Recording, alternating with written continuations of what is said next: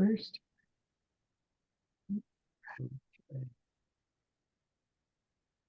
Okay, Terry, you got it. Okay. There we go. Terry, you'll need to unmute yourself. I'm supposed to read this to you, and I will, but I just wanted to make a couple of statements before I do. I think we're going to see some revisions in a future DSM, Diagnostic and Statistical Manual book on PTSD because of the impact that the media is having on people who are not related to anybody that was victimized by the traumatic event, but simply they're watching it on TV because there's an exclusion that exists now, but I think we're going to have to revisit with what's going on. And by the way, if someone says to you they have PTSD, it's not up to us to judge whether or not the event they have PTSD for sounds traumatic enough to us that it would cause PTSD. That's up to the individual. So PTSD trauma, experiencing a profoundly sobering event, such as a death or natural disaster, that strikes at the core sense of safety, triggering extreme fear, may have a long-lasting or permanent impact upon the brain.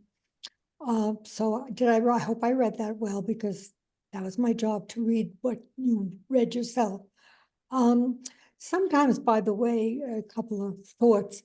It may not show up for years, or it may come and go. Usually shows up within 1 or 3 months after the event. And also, we're not going to talk about it today, but there are different criteria for children 6 years and under. So someone once told me that when you talk about a topic, you tell people what you're going to tell them, then you tell them, and then you tell them what you told them. So what we're going to do today is we're first going to look at a short video, and then Sal has been kind enough, brave enough, courageous enough that he will tell you about his experiences. Sal has been diagnosed for years with PTSD to the extent that he is on 100% disability. So I'm going to be asking Sal some questions about what he has experienced or what he is experiencing, and we'll learn much more that way than if I recited to you signs, symptoms, treatments, etc. So here's the video. Anger, for example, is a constellation, a package of brain responses that facilitates our ability to remove obstacles that are in the way of important goals. With fear, the essential thing is to place the organism out of danger. So, for instance, an animal can rapidly flee from the predator or freeze. And so the experience of certain kinds of negative emotions are absolutely necessary and appropriate. Where problems arise is when an emotion persists for a much longer duration of time than it normally would.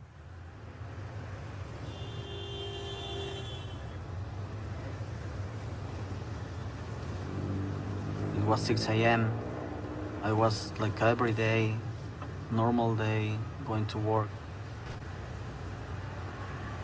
I was stopped in the red light in the intersection, and as soon as the light turned green, I started going. I just heard a horn, and I take a look on my right side, the car.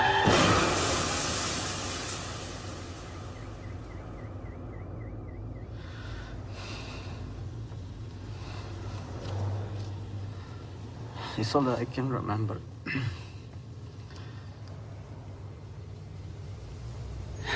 I thought it was over, but I'm still so scared.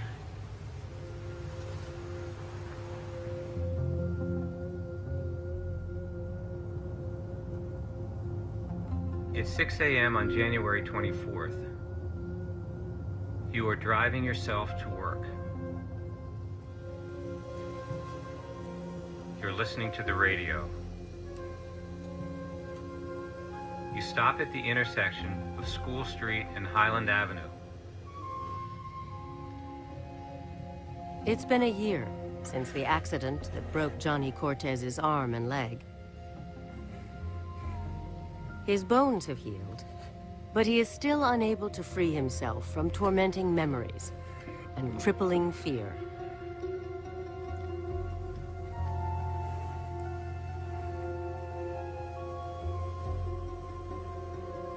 At the VA Research Center in Manchester, New Hampshire, scientists are monitoring Johnny's level of anxiety. He is suffering from post-traumatic stress disorder, PTSD. One of the diagnostic signs of PTSD is that the reminders of the traumatic event produce a physical response. We decided to use the patient's own memory of the traumatic event as a stimulus, so we can measure bodily changes in the laboratory. As you're going through the traffic light, suddenly you see the light of a car coming on your right side, about to crash into you. What we saw while we were watching Mr. Cortez remembering that automobile accident that he went through was his heart rate going up much higher than it was prior to the memory. It started out around 90 and it wound up above 140. The beating of Johnny's heart and the sweat on his skin testify to Johnny's anguish and provide a window into his brain. We think that what's going on in the mind of the person with PTSD is not a simple memory. It's a re-experiencing situation. It's a reliving. If they feel as if they're really back in their traumatic situation, then their hearts start to beat faster and their hands get sweatier because they're preparing to deal with a very frightening event. The car crashes into you. Your chest is constricted and you want to scream. You hear sirens and then a female voice asking you something, but you can't answer the question. The voices around you are like a dream. You're confused and feel the blood rushing to your head. In PTSD, something breaks. An event occurs and the body and the brain cannot accept that it's over. And so instead of moving through it, people get stuck. They're always afraid that it will come back. They think that it has come back when they hear certain sounds or feel certain things in their bodies that remind them of it. And it becomes like a cancer that sits there inside of your memory that dominates how you see the world and how you see yourself.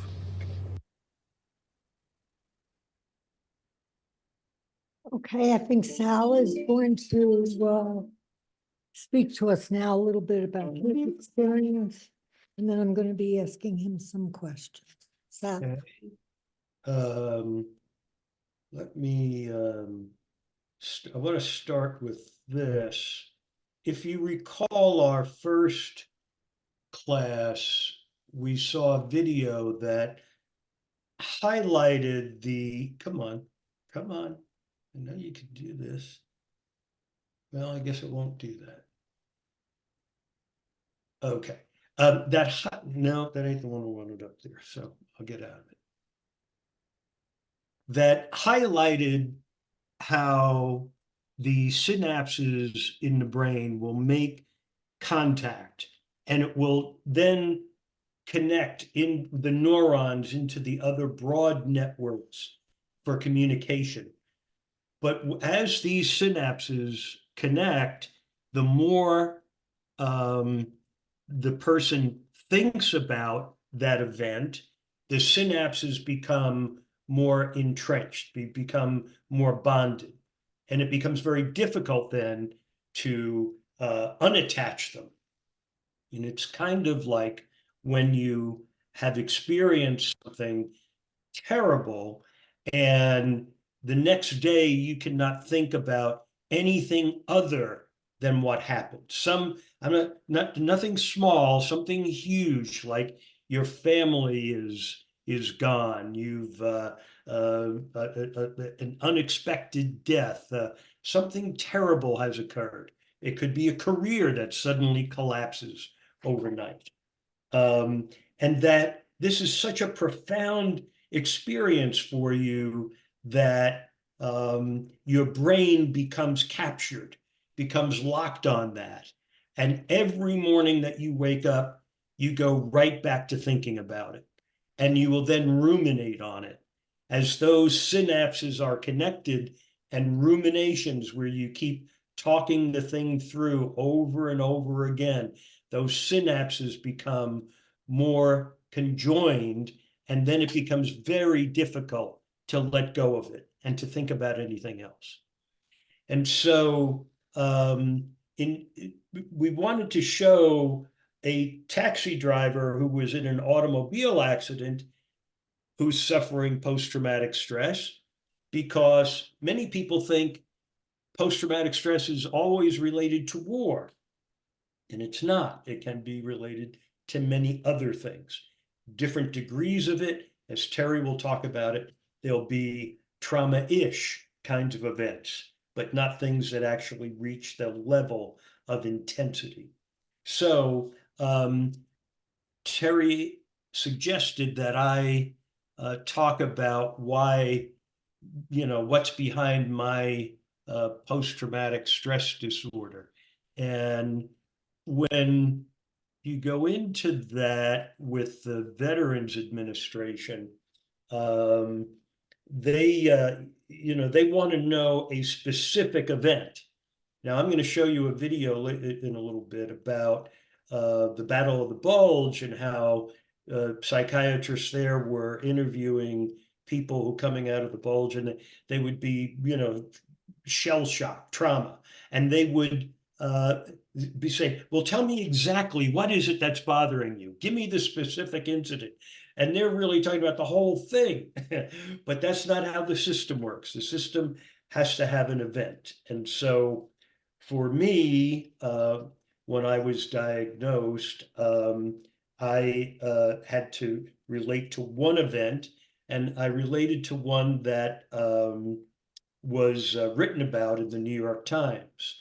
And it was, what happened was somewhere probably around 10 o'clock at night, my base, the place where I was located with, I was responsible for 81mm mortars and for firing rounds.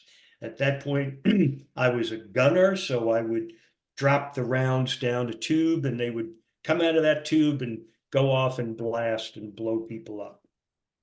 And so sometime around 10 o'clock, we started receiving mortar fire and rocket fire. And we thought we were about to have a ground attack. What was happening is the Vietnamese were mortaring us, but not as a prelude to an attack on us. The nearby village that was next to us was really the target of their attack. They were trying to kind of hold us in place as we were preparing for an attack, as they were attacking the village. The target of the attack was an orphanage that was run by Buddhist monks. There was an election coming. The Buddhists were going to participate in the election. The North Vietnamese did not want them to participate, and so they wind up attacking this orphanage that was operated by the Buddhists. They killed a bunch of kids, killed a bunch of monks. We were engaged in exchanging mortar rounds through the night. So we probably, by the next morning, the fighting had stopped. It was now the sun was coming up, and we realized that the attack had taken place on the village, and we needed to go in on a rescue and recovery mission to get the kids that were still alive out of the orphanage, remove the bodies, and kind of get that cleaned up, if you will. I was part of that rescue and recovery. As we entered the village, I was assigned to resecure the perimeter of the village, myself and one of the guys I served with, Van Thompson. So we were sent out to do that. I recall, but I'm not, it's vague to me, seeing the children. I remember them as being ashen-faced, and those that were still alive. And they were very young kids. And it was sobering. There's nothing funny as you're looking at that. I'm not sure how much I actually saw as to what I remember, because stuff becomes rather cloudy. And myself and Van then started walking around the perimeter of the village. We would look to see if there were booby traps left. We were concerned that there could be another attack on us. So we would be alert to, any adversary popping their head up and shooting at us. However, this is the day after an assault, and it's now daylight, and there's a very large contingent of Marines. So the likelihood of them attacking us again was not high, although it's possible. And so as we walked around the perimeter, Van spotted a bottle of wine on the ground. Part of what we're trained is that if you didn't put something down, you don't pick it up because it's a likely booby trap. And Van, who's a very disciplined guy, really, he acted out of character.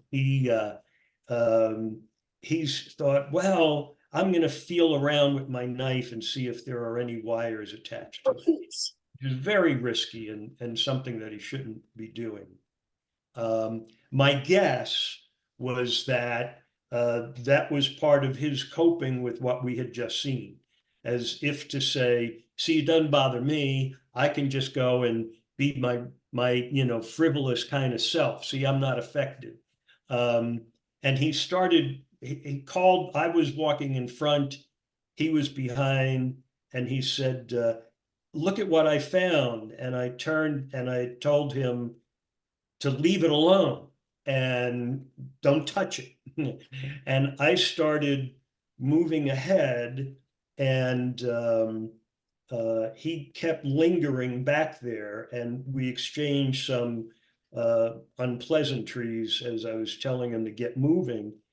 And as I continued walking, we were right by a hooch, it was a house for the Vietnamese.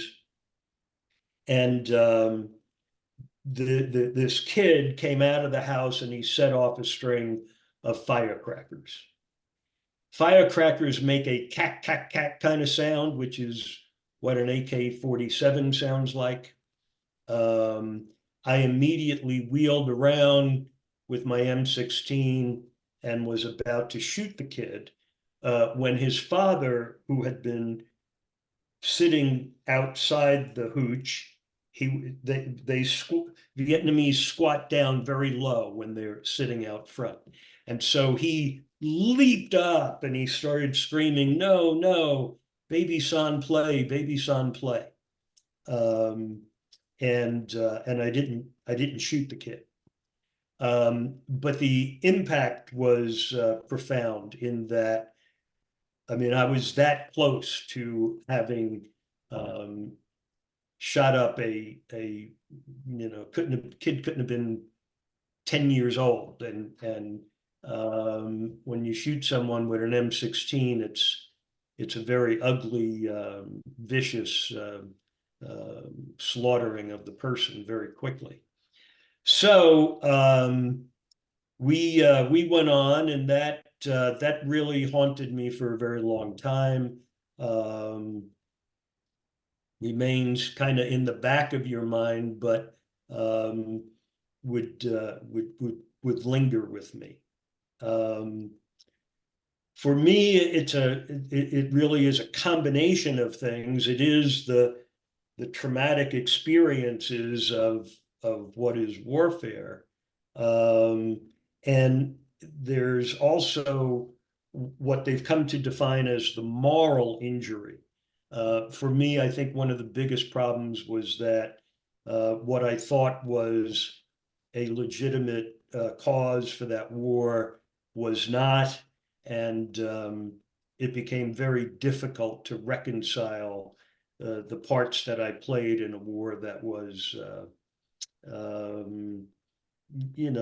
based on a lot of lies. And so it was difficult to accept that, not feel guilty about it. And so I kind of had two things. One is the actual experiences. Secondly was the moral injury.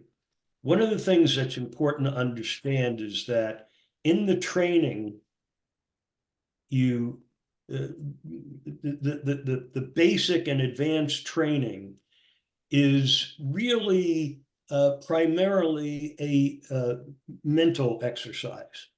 It is to get you acclimated to killing someone, because we have a very natural inhibition against hurting people. And so to get to where you can, you must get your head revved up to be prepared. I'm going to do this. You can't come from a normal existence and just suddenly on a dime turn and kill people. So what you get is you learn to keep yourself hyper vigilant, to keep yourself ready at all times to be able to react. I think one of our problems is that when we got back, no one deprogrammed us from that. And so for many, we would remain hyper vigilant for many years, not being aware or cognizant that that's what we were doing. It wasn't that we were going to automatically attack someone, but our bodies and our brain would be ready for that. And so that's what I think is a very significant part of the post-traumatic stress and the difficulties in trying to remedy it.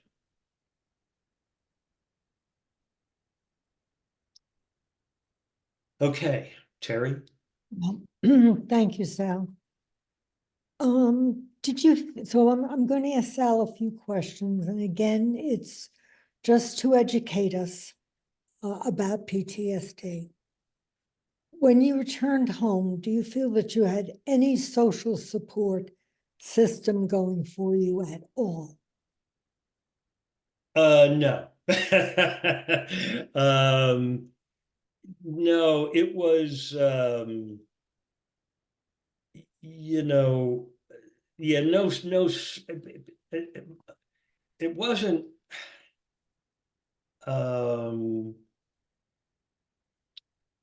the weird thing is when I returned to the States, I came with a pullout out of Vietnam back to Camp Pendleton. And what they did with us at Camp Pendleton was to send us out on training missions. And I thought that was sick.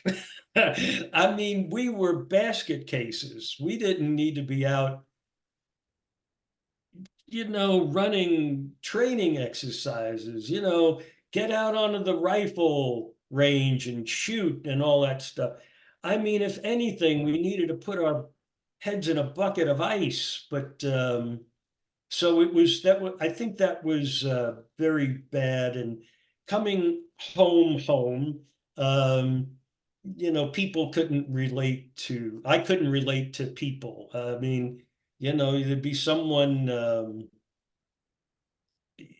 complaining about some trivial crap, and I would think, I don't know, I can't hear this, you got, you're just, there's bigger things in the world, the bigger problems. And so I couldn't relate. And, when you're a GI at that time, 1970s, we were not popular. It was, the anti-war folks were far more popular. And so we were really, I really felt pretty ostracized. Yeah. And actually I went back to Brooklyn where I grew up, and very quickly realized I couldn't stay there. I had to get out of there. I didn't know why. I didn't. I just knew I've got to get out of here. And so within about 6 months, I was gone. Yeah. And I always thought that I would never leave New York. I was a New Yorker. But when I came back, there were so many people who would have some expression about the war, and it would be pretty ignorant. And so, Yeah, I heard that from so many people, that you come back and you should be our heroes, and you are. But people say, what a fool. You should have gone to Canada. Why did you do it? So the insult upon insult. And I have to say, anecdotally, I had several students, it's a graduate program, several students who had been involved in the Vietnam War. And all of them, 100% of them, were in recovery. And they were the success stories. So you can imagine what is out there. What kind of hope did you have for the future?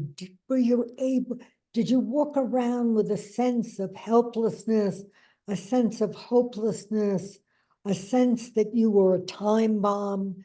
What was going on for you? Well, mind you, I didn't really understand what was going on with me. I was angry about the war. It took a long time to come to learn what the war was actually about and all of that. So I'm talking about not immediately, but over the couple of years after I got back. And for me, I quickly got a job as a news reporter. And the job became an outlet for me to express my anger. So I could go after all these corrupt politicians and all this stuff and work like hell and just, totally absorb in, I'm going to expose every lie that exists. And so it became my obsession. So for me, I really dived into career kinds of stuff. I eventually morphed into security and dove deep into that.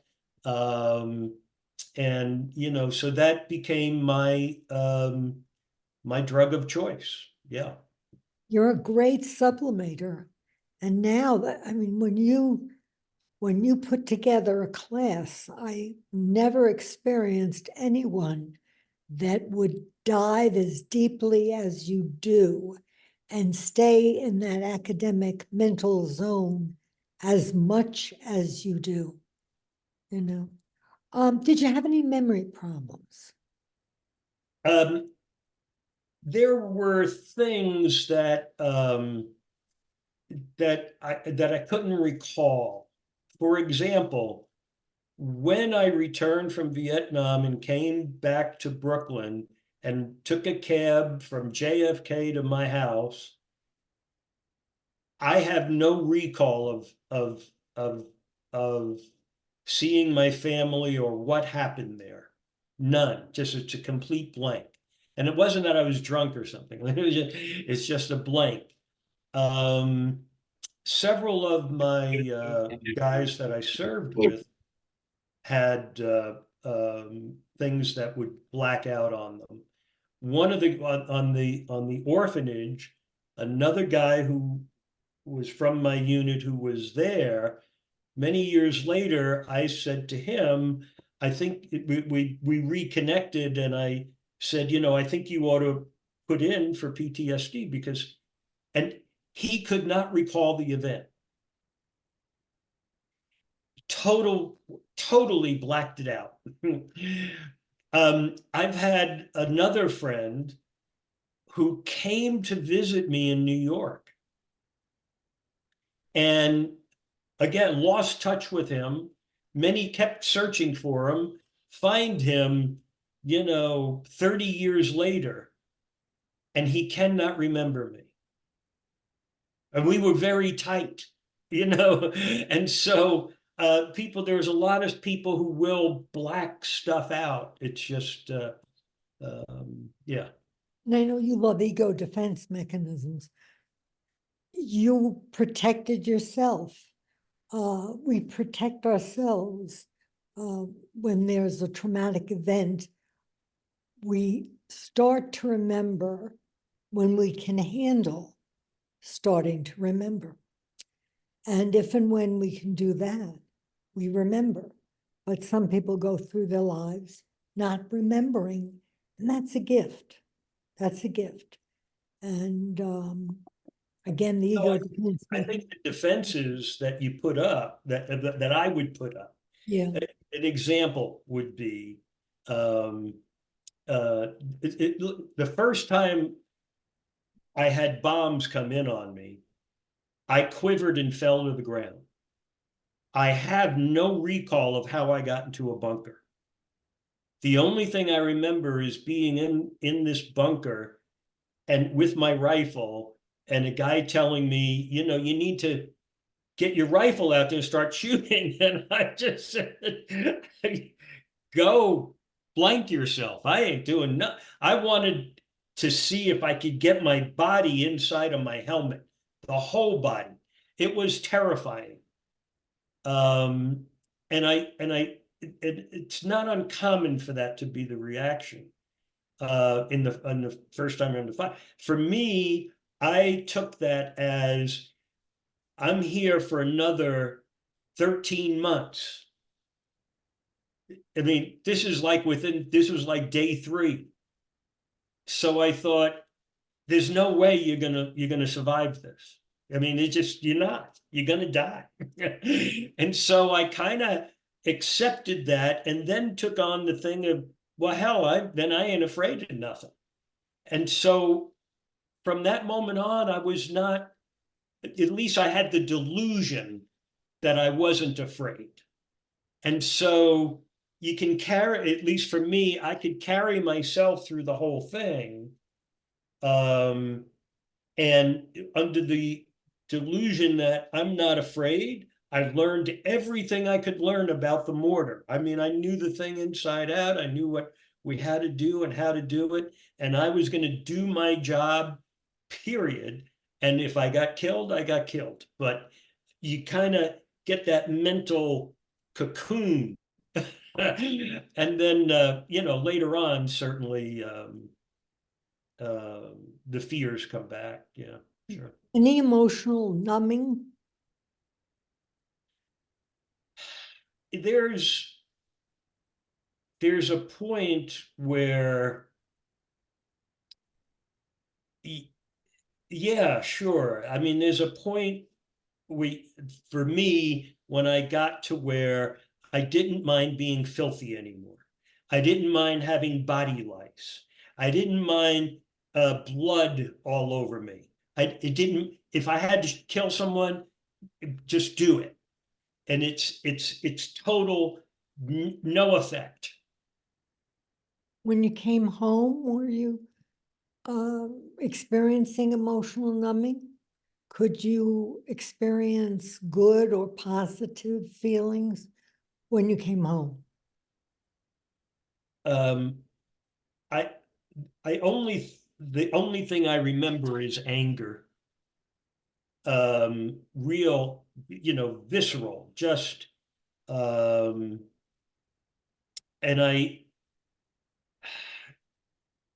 didn't understand it. And as I mentioned before, when I got into counseling many years later, the counselor would say, anger is just the crust over the real problem.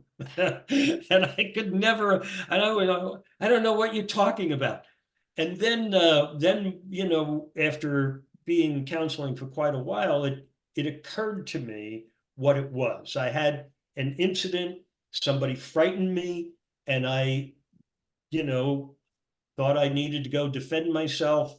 Anyway, nothing emerged out of that, but I was very upset that I got to that point where I was gonna, assault somebody. Anyway, counselor said, look, it's good, you recognize what happened, but I couldn't. And then in this group meeting, I realized what happened is the guy frightened me. And that's what it was. I was frightened. And what I had learned is when you're frightened, you attack. But I never recognized it as such. But during that meeting, I said, that's what it was. I was frightened. A thing that, remember, I'm not afraid of anything. I then realized I was afraid of everything. And I said to the guys in the room, and I interrupted, I said, that's what it was. And every one of you knows exactly what I'm talking about. Because if you weren't terrified, you got problems that can't be fixed. I mean, it was a terrifying place. You can deceive yourself so you can get through it. But the fact of the matter is, every moment of every day was terrifying. Yeah, as an aside, so often anger's easy. It's easy to feel angry.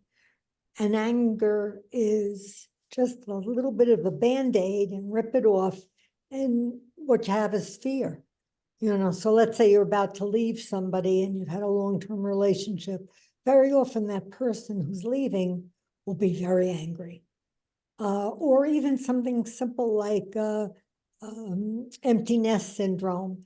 The kid's going off to college and all of a sudden the parent fights with the kid and the kid is turned into somebody that you never experienced because the kid's always so angry. But that's an aside because your anger was, 10 plus. Did you have, when you returned home, did you have trouble concentrating, sleeping, having close relationships? Sleep was a very big problem. It was for many years until I got into counseling and then got medication to help me sleep. And the reason, in Vietnam, you could never really go to sleep. You would try to never get deep into sleep. You jerk yourself up so that you wouldn't, because someone can go to sleep on watch. And that could mean, and the Vietnamese were very skillful in penetrating lines and slitting throats in the middle of the night. I had a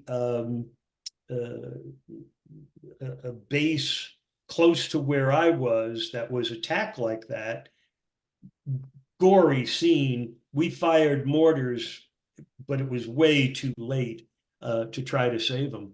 But again, it was, what they would call a zapper attack. They could sneak through the lines and throw satchel charges inside wherever you are, and you get blown up or other stuff. So you never really wanted to go to sleep. You're always ready to get back into the fight. Yeah. But I probably was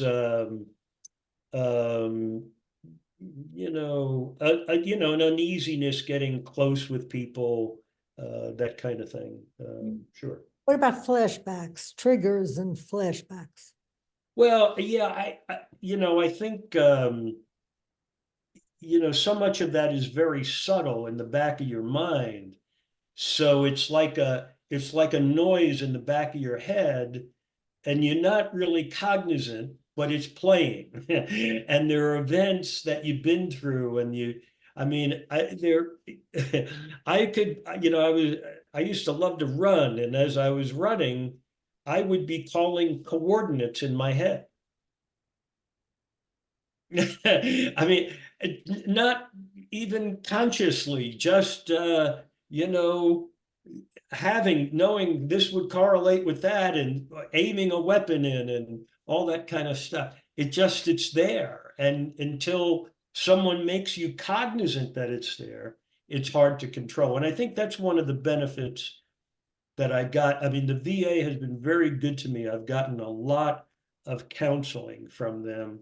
And That was my next question. What brought you to seek help, and what was the help? Well, I was, as I said, I had dove into the security career. I was in my 50s and it was after 9/11, and was primed to get some real big ticket jobs. And the wars in Iraq and Afghanistan had kicked in, and that really flipped my switch. I did a good amount of government work, and probably knew too much about, what was going on in Iraq and Afghanistan, and knew this is as bad as Vietnam, and I was infuriated. And so it really was there. That was my trigger. And I went in to see a counselor. Counselor said, "I'm hearing a lot of Vietnam stuff. You need to get into the VA." And I thought, "You're nuts. Nobody goes to the VA." And so I went in, and they pretty quickly diagnosed me. And that's how. And I then had to make decisions on my career. The VA was, in unison, was, you've got to get out of that career. The security career was aggravating circumstances, and they thought, look, you need to not be doing that. And so I did. They disabled me, and I participated in the counseling extensively. Yeah. But it took you years to seek treatment. Yeah. Yeah. And Yeah. this is something new anyway. We were ignorant prior to the 1980s, and we're still ignorant. And with first responders, we found out about first responders and PTSD when they would talk amongst themselves, because you have macho males that are not going to admit to crying or to have problems sleeping or anything like that. Yeah, it's kind of interesting. It's a whole new science, really. And that was something, I mean, you find that about with combat vets. And I was intolerant of that. I was like, don't play tough guy with me. Just tell your story, and admit that you got, that this stuff is driving you nuts. And so, yeah, I mean, I understand we're learning a lot, but I had never resisted the accepting it. I was unaware of it. It was only, and then I thought, I don't have any problems. And I would sit in group meetings, and I'd hear other guys in a group talk of things that they were doing. And I'd sit there and go, "Oh my God, I do that too." And that's how I got to start to see. I traveled all the time. And I would go through Atlanta Airport and get on the little subway, right? Going to the terminals. When I got off the train, I went and stood in the corner until everybody else went up the escalators. Because I didn't want anybody close to me. I didn't want to be in the crowd. And I never thought of that as being weird until I heard other people talk about how they did similar stuff. So treatment was a combination psychotherapy, cognitive behavior therapy, as well as drugs.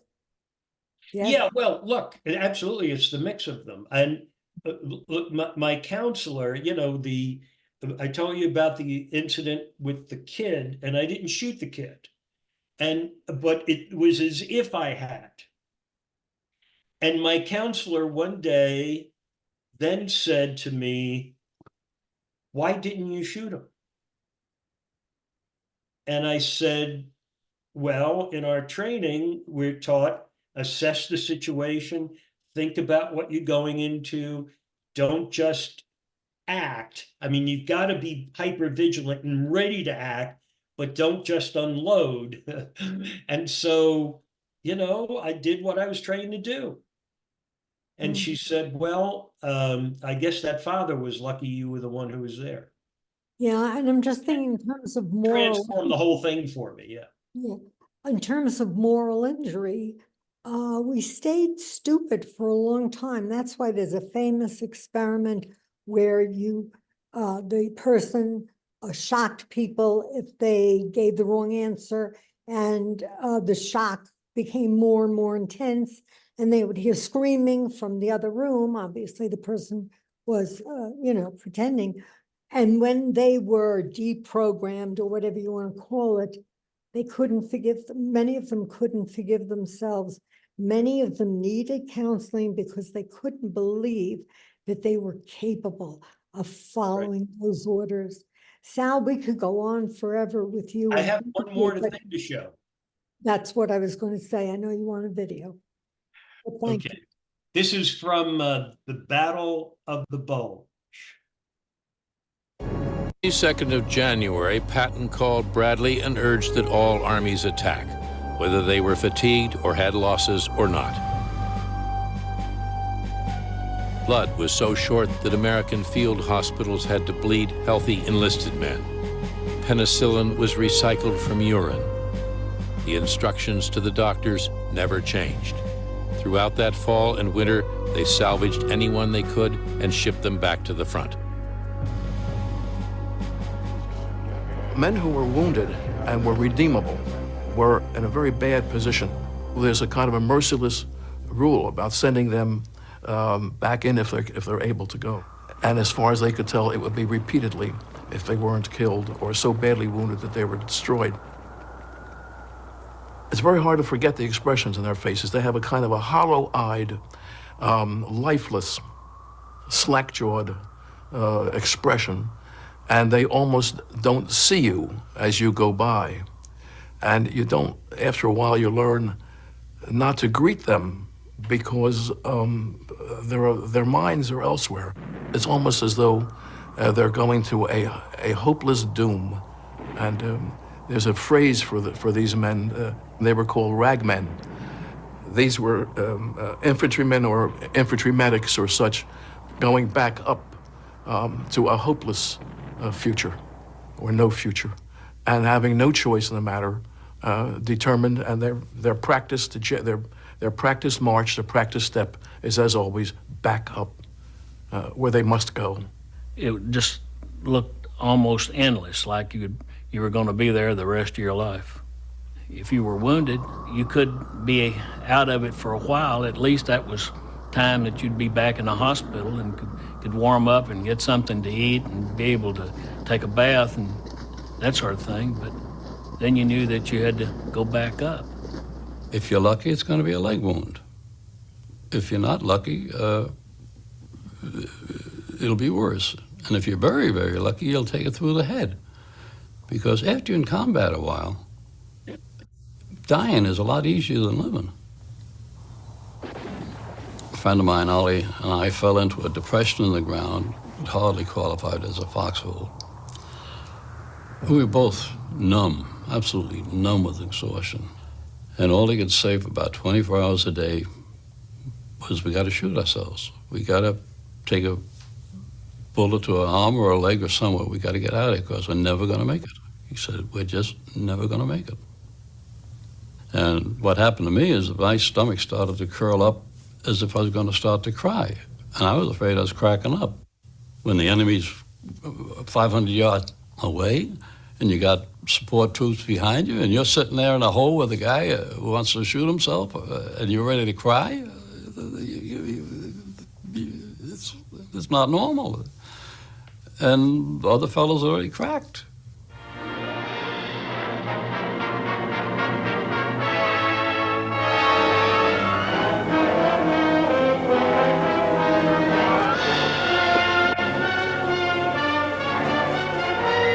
For every 4 men wounded, 1 soldier will become a psychiatric casualty. Such men may be shaking or crying, but more often they are just very tired and dirty and depressed. They are unnerved and have no initiative. They're not quitters, but are truly ill.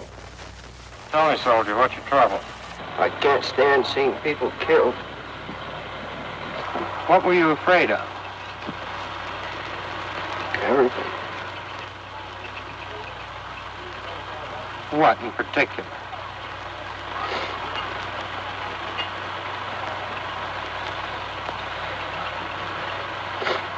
What in particular? Dead. What? Dead. Dead what? Dead people. Can't stand seeing them. I can't hear you. Can't stand seeing dead people. People who were not necessarily severely wounded, but who were no longer in charge of themselves. They would put them in a detachment or an installation to put them through a kind of a very quick and dirty process in which they were given sodium amytal or one of these other, it's a sort of a truth serum thing, but it was in the form of tablets. And this would give them a very deep, deep sleep, sort of almost a trance-like sleep for 24, sometimes 48 hours. During this time, the enlisted men and myself would sometimes go by. We had to supervise it because they'd be screaming and they would be deep, deep asleep and there'd be terrible expressions of their fear and their fright. You're back on the battlefield now. Watch out, those shells are coming. Watch out! Duck!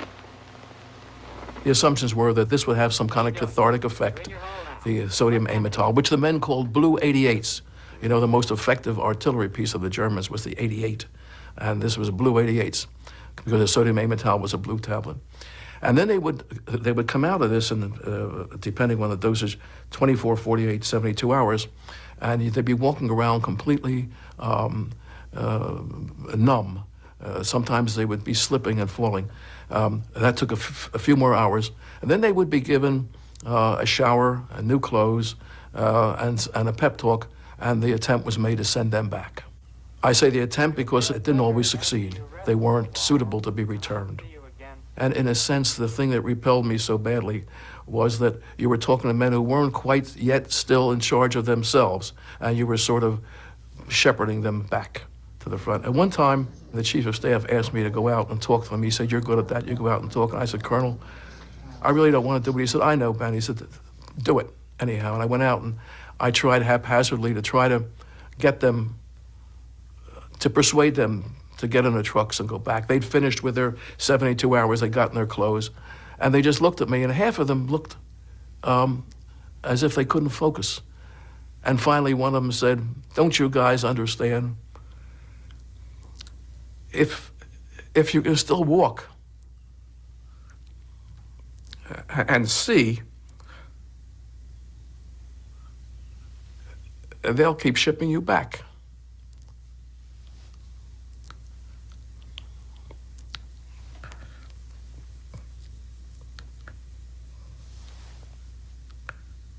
So I didn't do that again. And I told my commanding officer,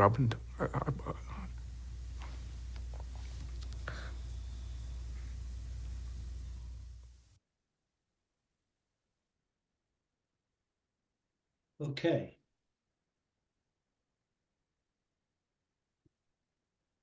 Okay. Powerful stuff. Just Yeah. powerful. Yeah. You know, before we open up to further I'm sure a lot of people are going to have questions and comments on this. Sal, you didn't even really get into the physical toll this all took on you, going through this PTSD and how it affected, heart rate and other things to you, and that it's so encompassing, I guess, is hard to encapsulate, really, how it's not just your mind, not just this or anything. It's from head to toe and everything in between. It takes over. Would you please mute me, because there are people that were supposed to come at 11 o'clock and they're here now. Yeah, So do you know how to mute yourself there? There you Yeah, go. I got it. She's muted.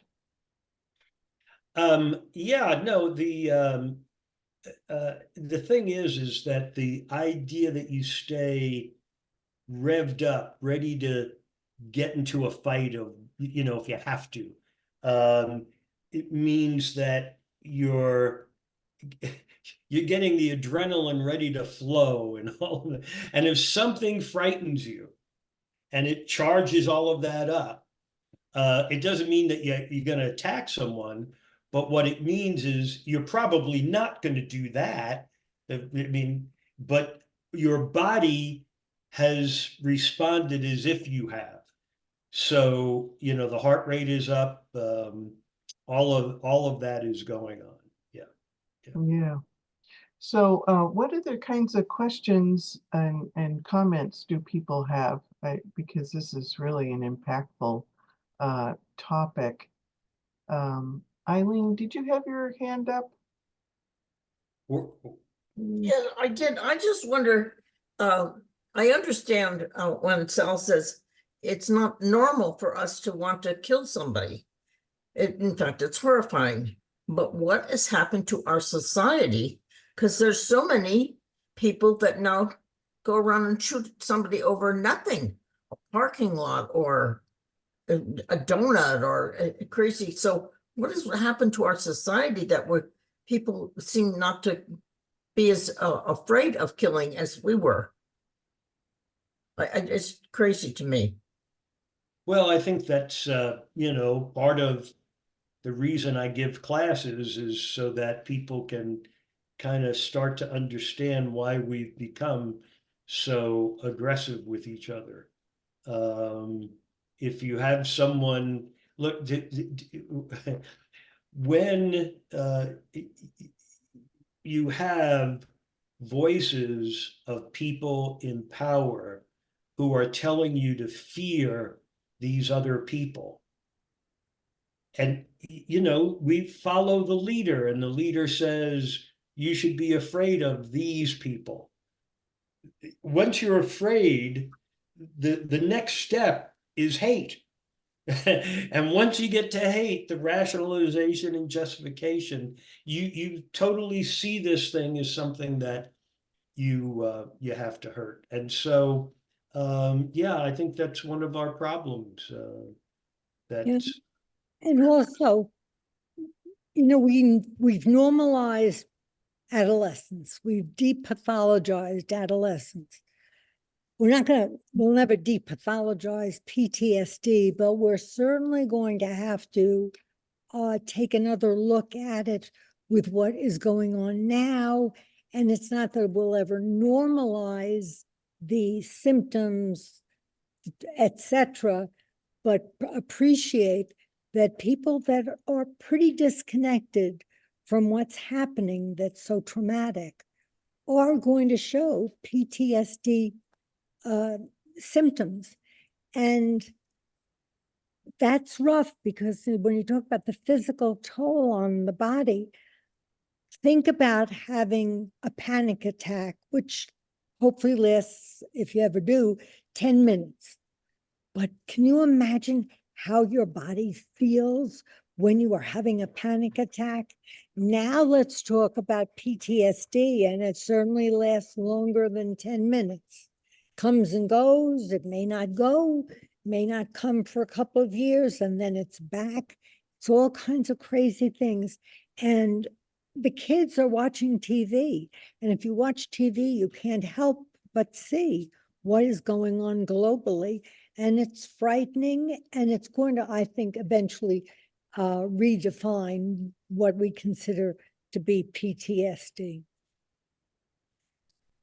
So what you're saying is PTSD just from the images that people are getting on the news or from other sources out there online, say. Yeah, because right now there's an exception. If you go into the DSM, they talk about media and television and newspapers, but it would have to be work related or, some such nonsense like that. We're going to have to forget about that. There are going to be people that I believe will have real PTSD that it has nothing to do with their work. It has nothing to do with their lives, but they're exposed to it by the media. So I think we're going to see a broadening of the signs and symptoms. Sometimes we get a little crazy. I went to a one-day seminar given by the coordinator of when the DSM, that's the Diagnostic Statistical Manual of Mental Disorders, went from the 3 to the 4 or whatever it went from. And he said, just remember, if it walks like a duck, if it quacks like a duck, and if it looks like a duck, it's a duck. So even though there are some exceptions that you read about for PTSD, I mean, if it walks like a PTSD and talks like PTSD, it's PTSD. And as I said at the very beginning, we're not going to judge and say, why would someone have PTSD from that? Some people, we don't know why some people have it and some people don't. We don't know why. There are certain ethnicities, I don't remember them now, it's Native American or Alaskan or something like that. But curiously, when we think about PTSD, we think about military, which makes us think about men. And the reality is more women have PTSD than do the men. Oh gosh, that was going to be one of my questions. Margita, what do you have? Yeah, it's related to what I just heard. My question would be, do we have any case studies and research on what allows children who grow up with horrible situations, lots of trauma, and there are some who are like those heroic children who are survivors and seemingly without PTSD symptoms? Do we know what allows the human brain to react in a survival mode that's healthier? You have to unmute, Terry. Yeah, if you go into the DSM, you'll see that there are different criteria for people who are 6 years and under. And I happen to be reading right now my favorite book in all the world. And I'm rereading it, and you got to keep rereading it. And that's Man's Search for Meaning, Viktor Frankl. Mm-hmm. If we understand the why, we can handle the how.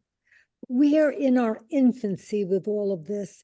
And I think that's why I think there's going to be a lot of changes made in terms of diagnosing and treating PTSD, because globally what's going on is just crazy. Yeah. I'm gonna let Sal handle the rest because there are men in my house now. Well, there are men in my house now. I'll leave it at that. Yeah. Okay. Sal, maybe you can give us a little run. Wait, we have one more from Paul, and then you can tell us about next week. Paul, you need to. I wanted to ask Sal if it was hard to tell us the story. It didn't seem to be hard for you to tell us, but I wonder if you could tell how long it took you before you could tell what happened. That instance with the boy and firecrackers, and then secondarily, do you think it's therapeutic to tell the story of traumatic story? Well, it's it's curious because there was so many events that it's hard to remember them all. And the thing with the kid stuck with me, but I didn't. What would happen when I got into counseling? I came to learn about anniversary dates. That dates of when certain things happened affected guys would get really depressed at an anniversary. And I didn't know anything about that, but I always got down at the end of August. I was and I didn't, and it was like, this is many years later, right? And I'm learning about it. And I think, yeah, that's me. That's exactly what's going on. But I didn't know what the event was. Then I started researching. I got the military records, the after action reports of everything that happened with my unit. This is, like sick to go and read all that stuff. So I got it all. And then I started getting the dates and when stuff happened. And then I realized, I wondered if this attack on the orphanage got any national press coverage. And there I found it on the New York Times. I mean, all of that was really pretty surprising to me. I've always been a pretty open person. And so I've always not had difficulty just being forthright about whatever I've been involved in. And I think it's important because I know so many guys who are afraid to talk. They're too inhibited. No one would understand. If I tell the story of what I did, they're going to condemn me. I think the more they see other people willing to do that, the more they're able to come forward. And when they do, then they can start to understand what it is that's haunting them. Because for many, it's a haunting. A lot of guys, what they do, because I've been in counseling so long, I've been in a lot of groups and met a lot of, what they do is they isolate. There are many who came back home, went into their basement and never came back out. I mean, that's what they did every day. In one group that I was involved in, they took us to a movie theater. It's like, why would we? Because there were so many guys who were afraid to go to a movie theater and hadn't been in one for decades. That they would, and they could go with these other vets because they felt safe. And it's just that sense of the more, that people get real about it and get help with it, that they can start to live a normal life. I have to tell you, I have always liked hiking, loved to hike. Came back from Vietnam, would try to go hiking and I couldn't hike. I would just get 15 feet out on a trail and I'd have a panic attack. Now, I didn't know it was a panic attack. I thought, well, I'm having some allergic reaction or whatever, so I'll just turn around and go home. And I mean, each time I would try and I would buy, stuff to go hiking, get out on a trail, turn back. I finally get into counseling and now I understand what's going on. This was a panic attack and this is what it's from and here are your triggers. And now I go hiking all the time. It doesn't bother me. So I think if people can get the counseling, it can help them get to a place where they can manage it all much better and have a better life. I think this explains too why we had such trouble getting stories out of World War II veterans. They all came home and nobody talked about anything. They just didn't. Well, they self-medicated is what many of them did. And really, that's when you look at the alcoholism rates in America, post-World War I, post-World War II, it's pretty dramatic. Yeah. My husband's father went each other in a VFW. They would go to a VFW and get drunk and talk to each other, but they wouldn't be able to talk to anybody else. I'm back, by the way. Yeah. Can you hear me? I'm back, or do I have? Yes. Mhm. Okay. So, Okay. Sal, can you tell us about next week? Well, we're going to have our next two sessions are going to be on depression and anxiety.